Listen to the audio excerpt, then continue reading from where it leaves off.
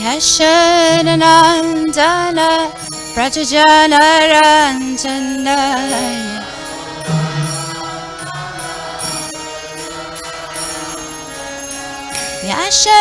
Yashadanandana Prajajanaranjana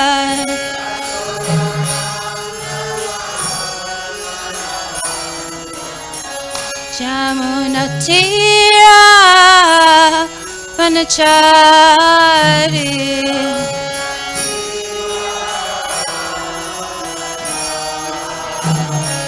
Jamunatira Vanachari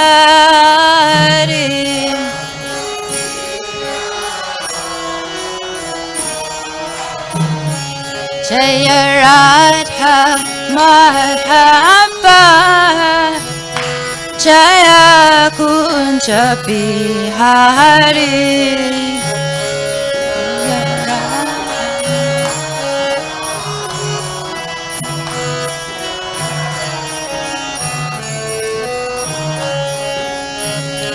Jaya Gopi Janvalabha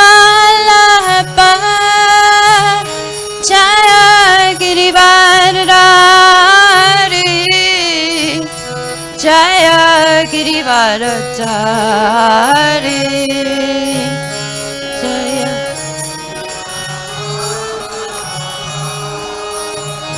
Jaya Girivardhari Jaya Girivardhari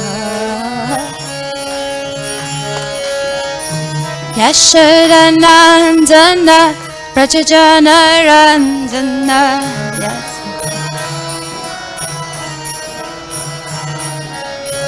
Yashadanandana Prajajanaranjana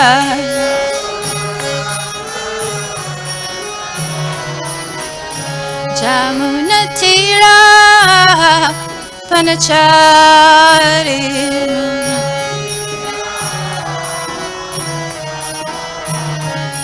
Jamunatira Vanachari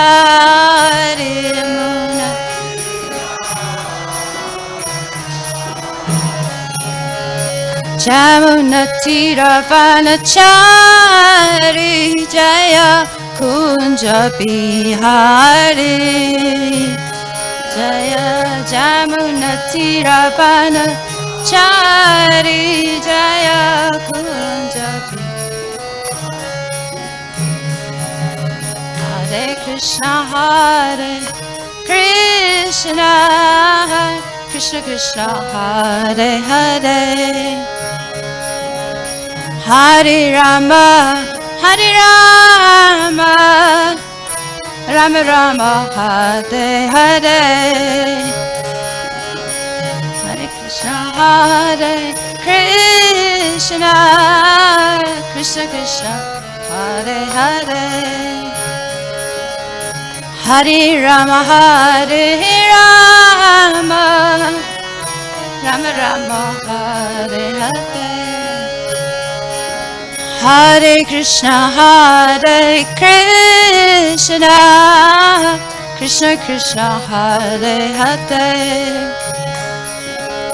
Hare Rama Hare Rama Rama Rama Hare Hare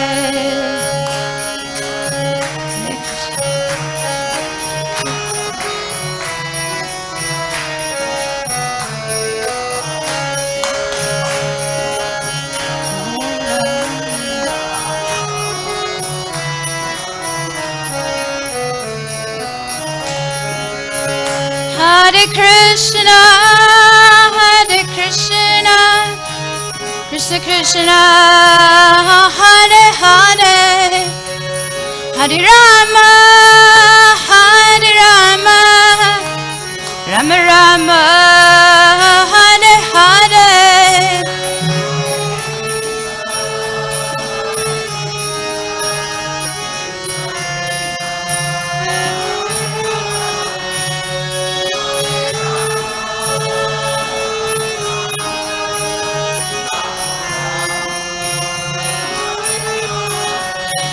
Hare Krishna, Hare Krishna, Krishna, Hare Hare, Hare Rama, Hare Rama, Rama Rama, Hare Hare, Hare.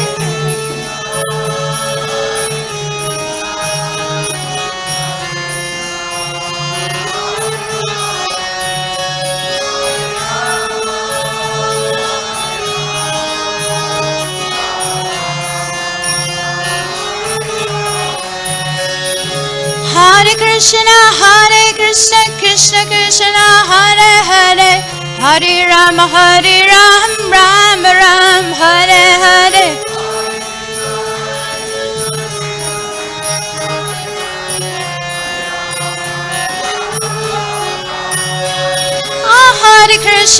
Hare Krishna, Krishna Krishna, Hare Hare, Hare Rama, Rama Rama, Hare Hare.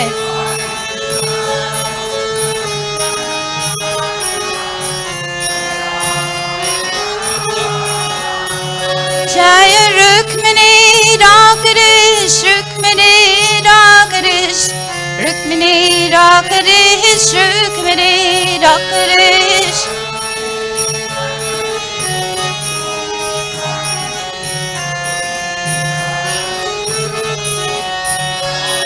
Jai Jagannath Swami, Jai Jagannath, Jaya Baladev, Jaya Subhadra.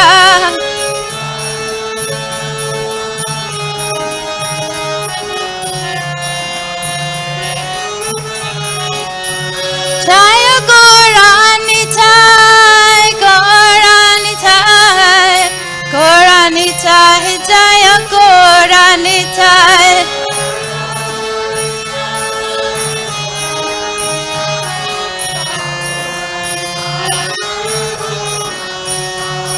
Jai Prabhupada, Jaya Prabhupada.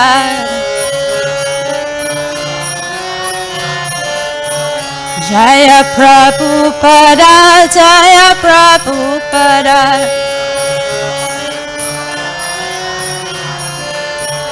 Gurudev, Gurudev, Gurudev, Jaya Jaya Gurudev, Jaya Gurudev, Gurudev.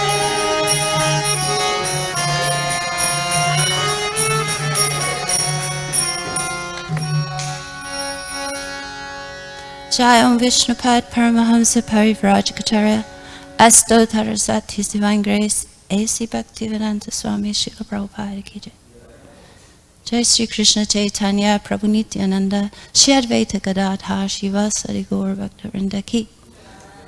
Prem Se Kaho Sri Krishna Chaitanya Nanda Shri Advaita Gadadhar Shivasari Gaur Bhaktivinoda. Shri Sri Radha Krishna Go Gopinath Shamakund Radhakund Giri Govardhana Ki Jai. Vrindavan Dham Ki, Mayapur Navadvip Dham Ki, Jagannath Puri Purushottam Kshetra Ki, Jamuna Maya Ki, Ganga Maya Ki Jai, Samaveta Bhaktavrinda Ki Jai. All glories the assembled devotees, all glories the assembled devotees, all glories the assembled devotees, all glories to Sri Guru and Sri Gauranga.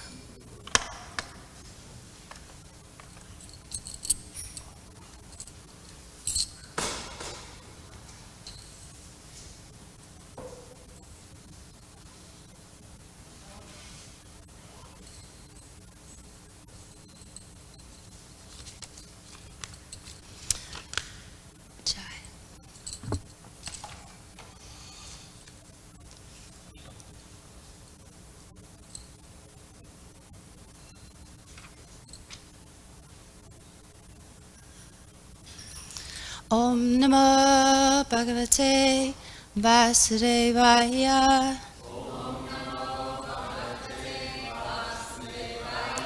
Om Namo Bhagavate Vasudevaya.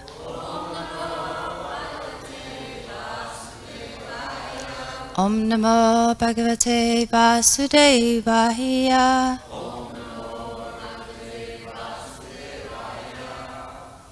Hare Krishna. Today we're reading from Srimad Bhagavatam, Canto 3, Chapter 21, Text 34.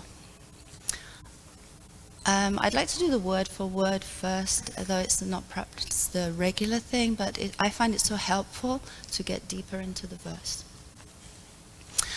Niriksatasya. No, it's the right one. It's not there though. Where's the screen? Oh, it's very quiet today actually. Okay, so I just go ahead. Okay. Niriksatasya. While he was looking on, Yayo, he left Asesha, all Siddha Ishvara, by liberated souls.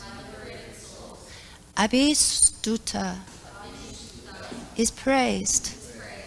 Siddha Marg, the way to the spiritual world. Akarnayam, hearing. Patra Ratha Indra, of Garuda, the king of birds. Pakshai, by the wings. Ucharitam, vibrated. Stomam, hymns. Utirna Sama, forming the Samaveda. So as we don't have it on the screen, shall I just read it? Okay. Niriksatastasya yayo asesha Siddheshvara bhuta stuta siddha maga Akanayam patra rathendriya paksher Ucharitam stomam utirana sama.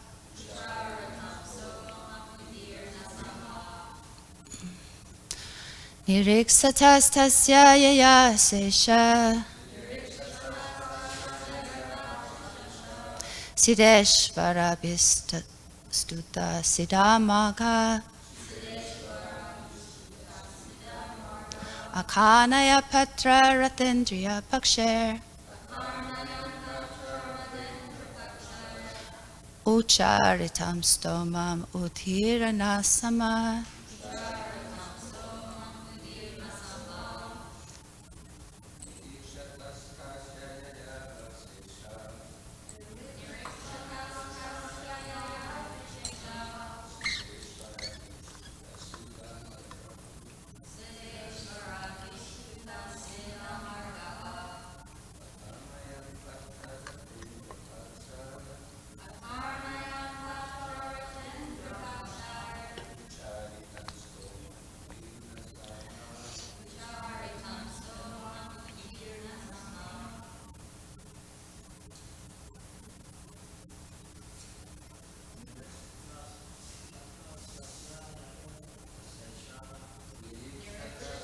Sayaya sesha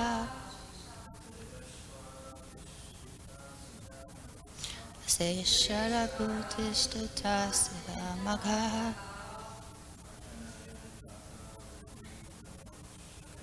Akanayam patra rathendriya paksha Uchirit.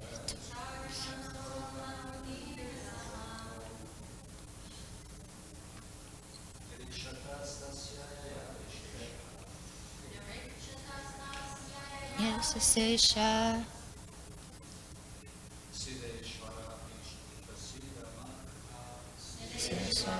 Stuta Siddhamaka Akanayam Patra Rathendriya Pakshe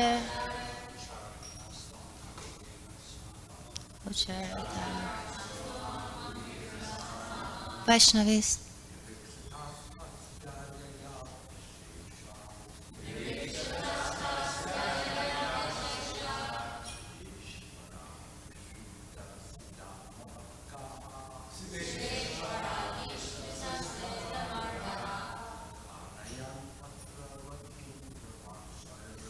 Akanayam Patra Indriya Pasher Ucharitam Stoma Mudiranastama. Vaishnavis.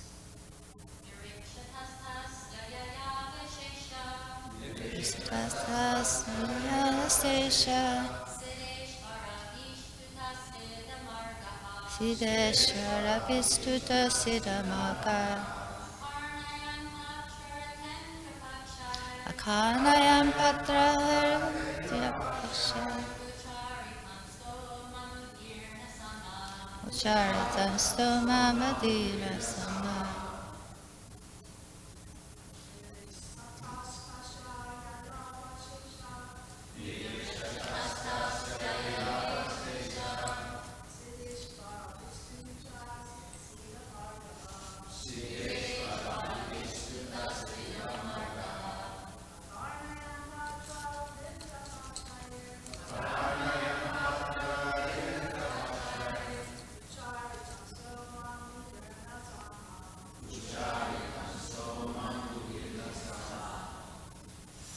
Translation.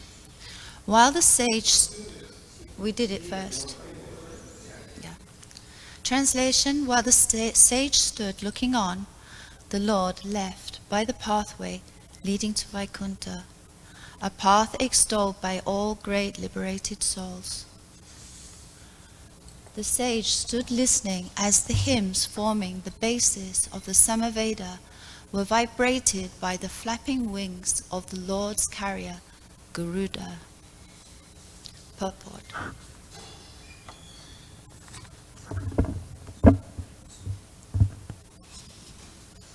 Gets in the way of that thing. Okay. In the Vedic literature, it is stated that the two wings of the transcendental bird Garuda, who carries the Lord everywhere, are two divisions of the Samaveda known as the Brihat and the Ratha Antara. Garuda works as the carrier of the Lord, therefore, he is considered the transcendental prince of all carriers. With his two wings, Garuda began to vibrate the Samaveda, which is chanted by great sages to pacify the Lord. The Lord is worshipped by Brahma, by Lord Shiva, by Garuda and other demigods with selected poems. And great sages worship him with the hymns of the Vedic literatures, such as the Upanishads and the Samaveda. These Samaveda utterances are automatically heard by the devotees when another great devotee of the Lord, Garuda, flaps his wings. It is clearly stated here that the sage Kardama began to look to the path which the Lord was being carried to Vaikuntha. Thus it is confirmed that the Lord descends from his abode, Vaikuntha, in the spiritual sky, and is carried by Garuda. The path which leads to Vaikuntha is not worshipped by the ordinary class of transcendentalists. Only those who are already liberated from material bondage can become devotees of the Lord. Those who are not liberated from material bondage cannot understand transcendental devotional service. In Bhagavad Gita it is clearly stated, Yatatam api siddhanam. There are many persons who are trying to attain perfection by striving for liberation from material bondage, and those who are actually liberated are called Brahmabhuta or Siddha. Only the Siddhas, or persons liberated from material bondage, can become devotees. This is also confirmed in the Bhagavad Gita. Anyone who is engaged in Krishna consciousness or devotional service is already liberated from the influence of the modes of material nature. Here it is also confirmed that the path of devotional service is worshipped by liberated persons, not the conditioned souls. The conditioned souls cannot understand the devotional service of the Lord. Kardama Muni was a liberated soul who saw the Supreme Lord in person, face to face. There was no doubt that he was liberated, and thus he could see Garuda carrying the Lord on the way to Vaikuntha and hear the flapping of his wings vibrating the sound of Hare Krishna, the essence of the Samaveda. Om Agyana Timrandasya Gananjana Salakaya Shakshun Militam Jena Tasmai Sri Gurave Namaha Shri Chaitanya Manobishtam Stapitam Yena Bhutale Sayam Rupa Kadamayam Dadati Swapadantikam Vandeham Sri Guru Sri Yuta Padakamalam Sri Gurum Vaishnavamscha Sri Rupam Sagrajatam Sahagana Raganatam Vitam Tam Sajivam Sahadvaitam Savadutam Parijana Sahitam Krishna Chaitanya Devam Sri Radha Krishna Padan Sahagana Lalita Shri Vishakam Vidamscha Hey Krishna Karuna Sindhu Dinabandhu Jagatpate Gopisha Gopika Kanta Radhakanta Namosute Tapta Kanchana Gourangi Sri Radhe Vrindavaneshwari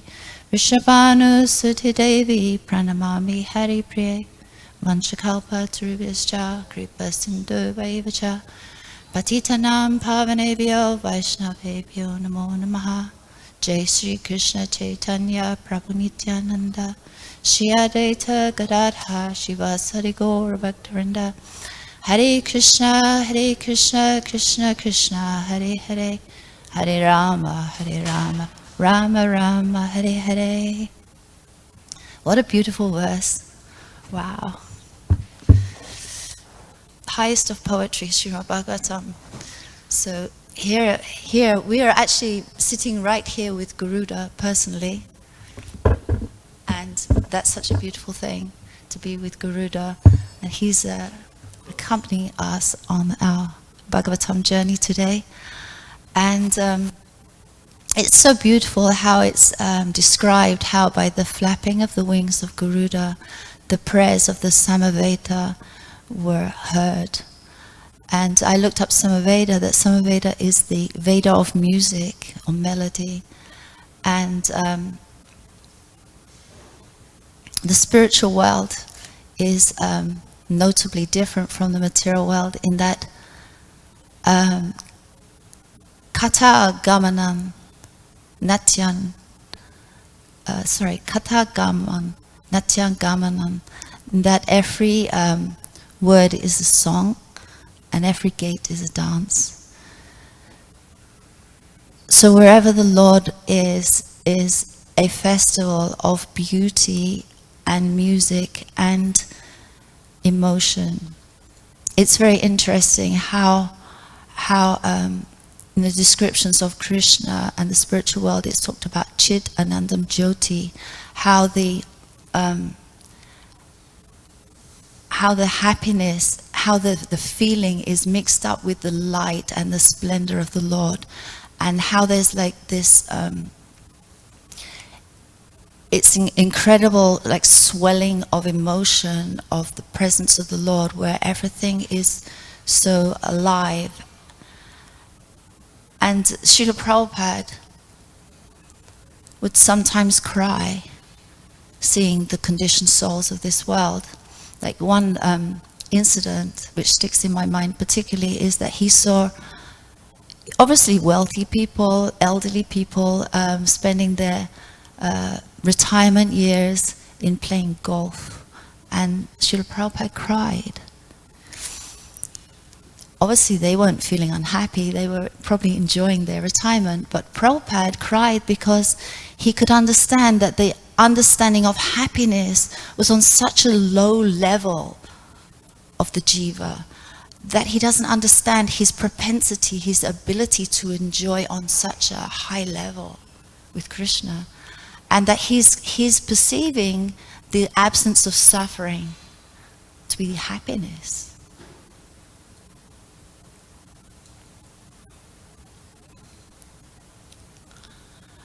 Sound is such a powerful instrument, and I was thinking about that in relation to the flapping of the wings of Garuda, how that sound, that was the topmost transcendental sound, and we know from Srila Prabhupada's teachings that sound is what liberates us. The holy name is the liberating factor, because it's being non-different from Krishna. And sound, if we watch, sometimes by accident when one's traveling on an aeroplane or something, one may see, you know, another person watching a movie.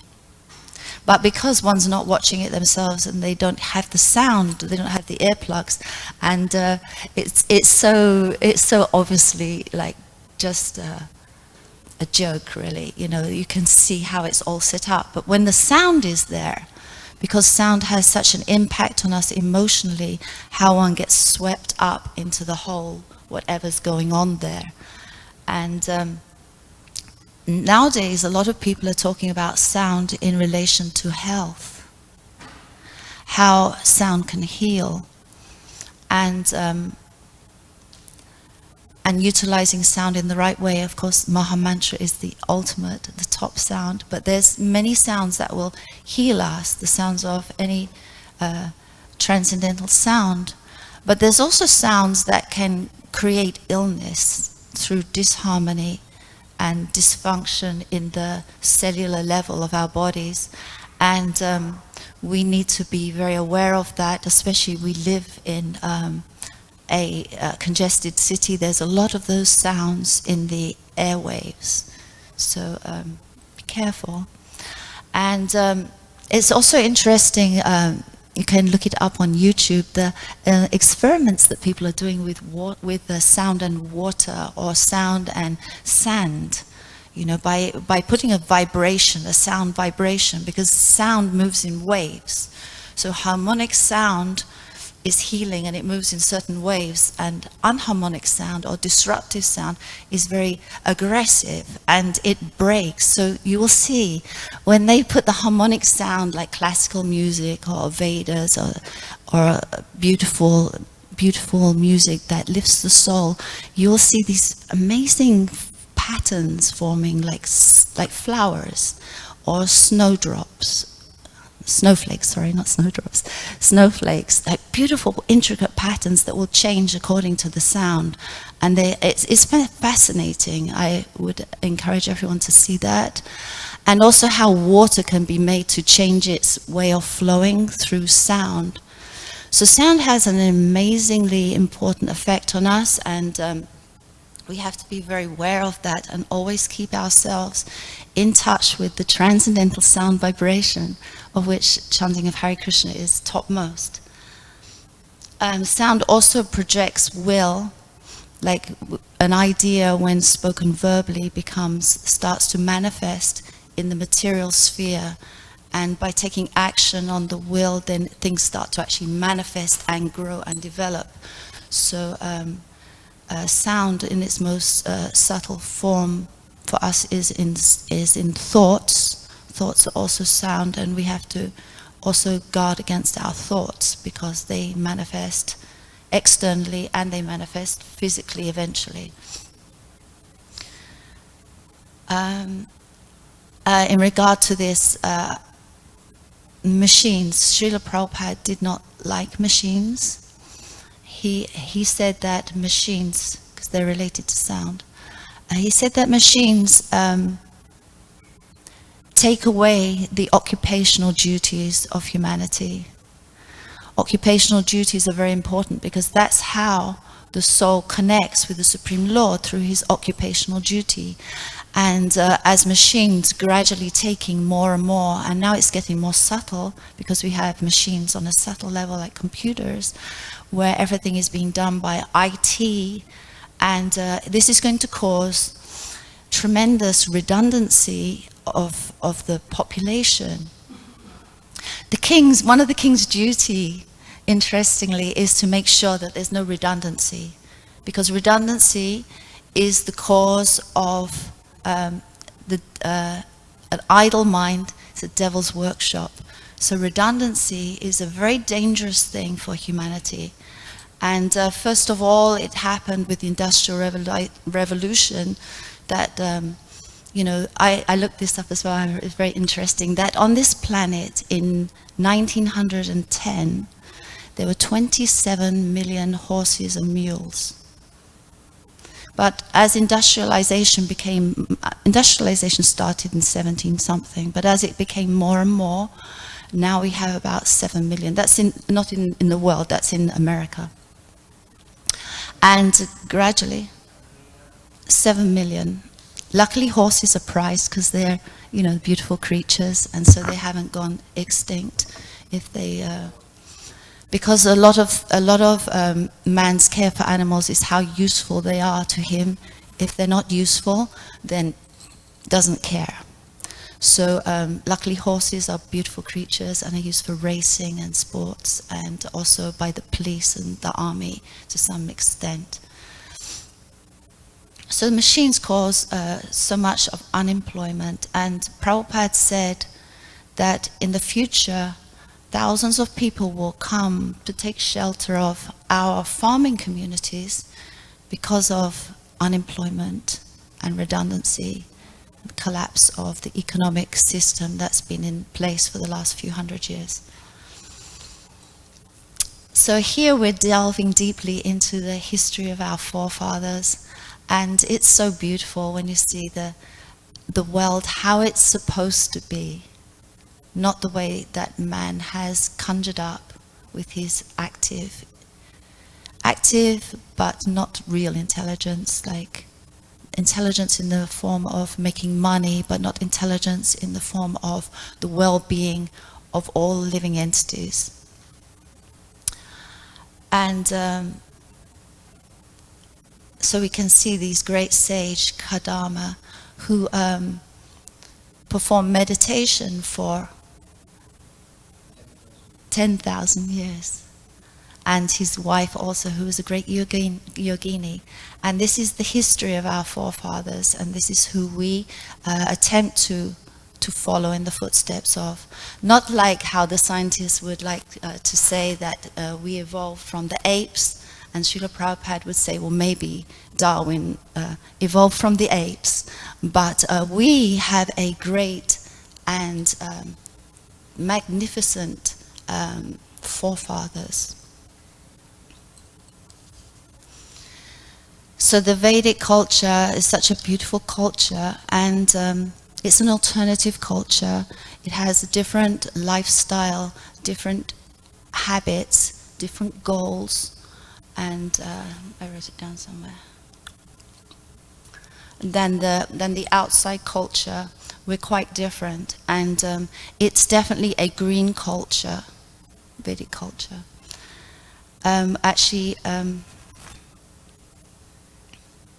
If we look in Bhagavatam, the pages are full of the descriptions of the opulences, the natural opulences of the world, the clean rivers and lakes, the beautiful forests, the abundant waterfalls, the abundance of fruit and birds and bees, and all the natural beauty in abundance, because in that time the rulers and the people were still caretakers. As human beings, our role on this planet is of the caretaker.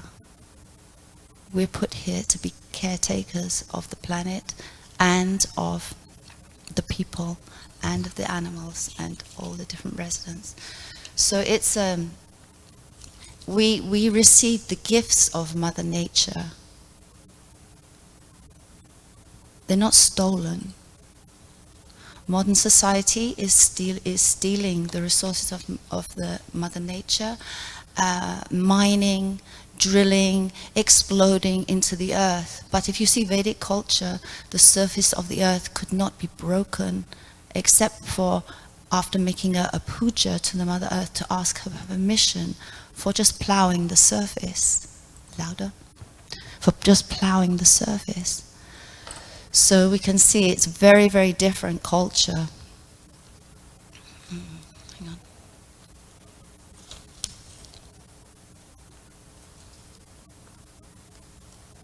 So, sorry, I skipped a bit. The Lord has spoken And he's spoken of the future.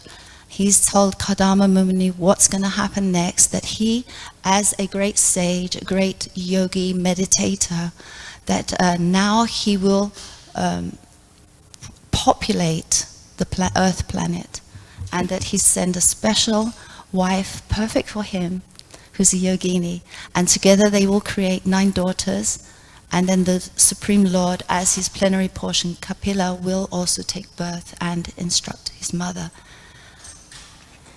The Vedic culture has 2 main directives, internal and external, or individual and societal. So on an individual level, it's for the soul to progress, to go back to Godhead.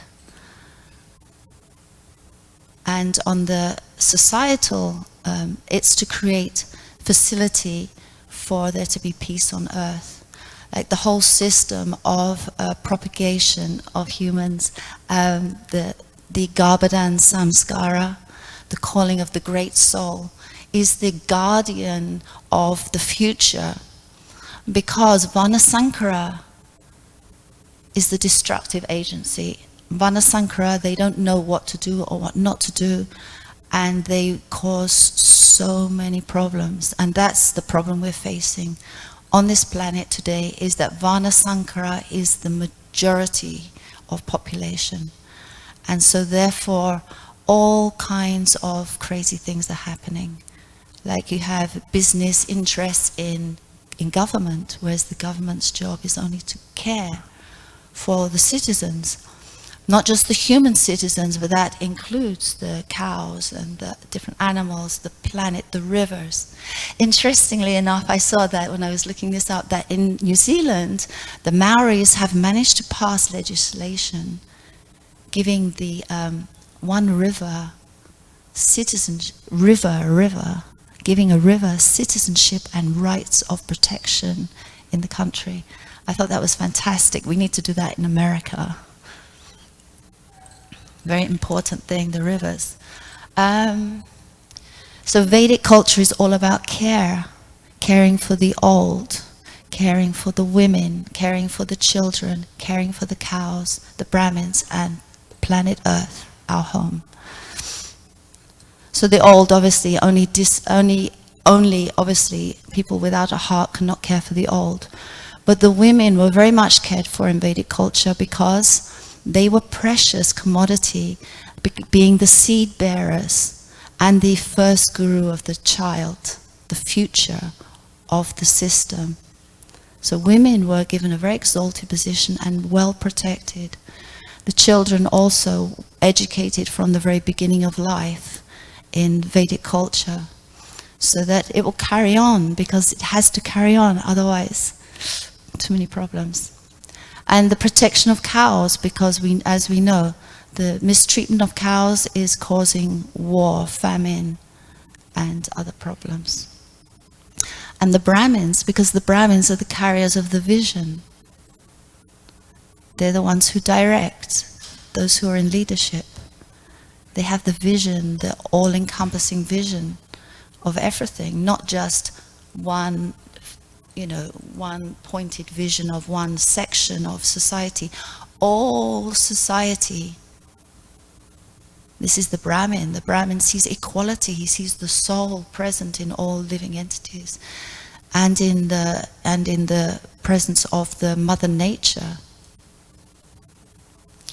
And of course, protecting of the planet, because the planet is our very future, and she is also the wife of Vishnu. She was married to Vishnu after the Varaha Rupa pastime, and she stands on one side and Lakshmi stands on the other side. So the Mother Earth is very, very, very dear to Vaishnavas. We always want to protect the Mother Earth in every way we can. So ISKCON is representing Srila Prabhupada, and Srila Prabhupada was very much glorified by President Modi in India for the reinstallation of Vedic culture, which is going to change the course of history. So Prabhupada really concentrated on really smashing a few things, one of which was impersonalism, impersonalism is very dangerous, and in our theology, and our theology is of personalism and louder. Really, I'm shouting. Okay, he's deaf, right? In our theology, Vaishnava theology, Achinta Beda, a Beda Tattva, is simultaneously oneness and difference. So we can see how the Lord is the effective cause, but at the same time, He's the substantive cause. It means that this world is made up of the same stuff. It is God. Not that we worship it, but it is. The hair, the trees are the hairs on His body. The rivers are the veins of His body. The mountains, His bones. It's there throughout all the literatures. And in the Sandarbhas, Jiva Goswami especially talks about this point, because we make a lot of, talking about the differences between Krishna and this world, in a kind of the way to be like detached, that we should be more detached and dismissive and devalue the material world as a place of suffering. But on an equal level, Beda and Abeda are on 50-50, that the Lord is separate, but He is also non-different. And this is something that we haven't really explored to the fullest extent, I feel. And what we can see in the world at large, that this anthropocentrism, I looked it up, big word, it means that man thinks that he's kind of above all the other creatures on the earth, and that he's actually the center, and that all these things are simply for him to enjoy and to exploit. This is a very dangerous philosophy, and that's what's led to the way we have life on the planet today. And this is completely opposed to the Vedic culture, where it's now I forget the word because I didn't write it down, but anthropomorphic, I believe. And that's that we see the personality inside Mother Nature, like we have Jamuna Devi, goddess of the river Jamuna. How we have, in the rocks, Govardhan, Shila. We worship them, we don't blow them up. The Mother Earth, Bhumi, who took the form of a cow. So all these things are very sacred, and to have a society that is not a destructive society, it's very important for humans to understand their relationship, that we have a relationship with the earth as mother, with the cow as mother, and therefore we protect and love and teach and battle this impersonalism, which is destroying everything. We're going to be left on a rubbish heap the way things are going. So Vaishnava is always paradukhi dukhi, and he always cares for the suffering of others. And although the people of the world may not think they're suffering here in America, or in some countries they know they're suffering, still the Vaishnava is always very caring. And we have coming very soon our beautiful festival of Nityananda Trayodasi, where Nityananda, the most munificent and wonderful incarnation of the Lord, is going to appear and bless us, and there will be a beautiful flower outfit, and it's going to be a wonderful celebration. And there's such a wonderful song which is sung about Nityananda. I'm going to give the translation because it's just so beautiful, and it's all beautiful, but because of time I'm not going to say the whole thing. Gone a little bit over. So I worship Nityananda, the root of the Bhakti tree, who is the Agastya Muni, who forcibly swallows the ocean of repeated birth and death, who is like the rising full moon, who increases the ocean of the saintly person's welfare, and who is like a sun that dissipates the darkness of ignorance cast by various classes of miscreants or various classes of philosophies. So we can end that cycle in our lives, and we try to end the cycle for other people also, because teaching about Krishna's bodily beauty is like a wave in the ocean of eternal bliss. He has eternal youthfulness, and he is the essence of loveliness, Lavanyasara, and he's never to be equal or surpassed. And we can think of that, and we think of the way Garuda's wings were flapping, and that air, and his wings was making the sound of the Vedas that were glorifying the Lord as he took off, showing the path that leads back to Vaikuntha, the portal that we all also hope that one day we can enter through that portal and return to our original home with Krishna in the spiritual world. And I see I've gone over time. I'm sorry for keeping you all. Hare Krishna. Any questions or comments?